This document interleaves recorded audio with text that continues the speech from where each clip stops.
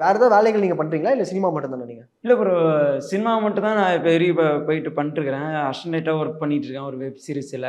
அப்புறம் சின்ன சின்ன கேமரா வந்து கொஞ்சம் லைட்டா கத்துக்கிட்டு இருக்கிறேன். அசிஸ்டன்ட் வேலையும் கொஞ்சம் கத்துக்கிட்டு இருக்கிறேன். என்னால என்னென்ன ஏன்னா நான் சின்ன சின்ன நான் ரொம்ப பழகுது. நான் வந்து இந்த சினிமாவுக்கு வர முன்னாடி வந்து எனக்கு யாரும் கையெல்லாம் குடுக்கல. தூக்கி விடுறதுக்கு யாரும் கையெல்லாம் குடுக்கல. ஆனா வந்து நான் சின்ன சின்ன எல்லாமே எனக்கு குடுக்குற வாய்ப்ப நான் ஏத்துப்பேன்.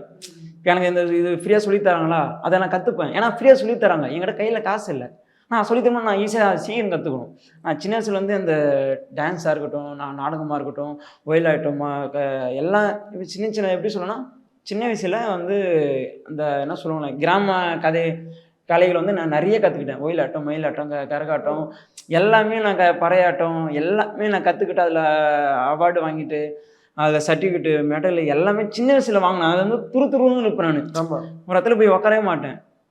எல்லாத்துலயும் ஓடிட்டே இருப்பேன்.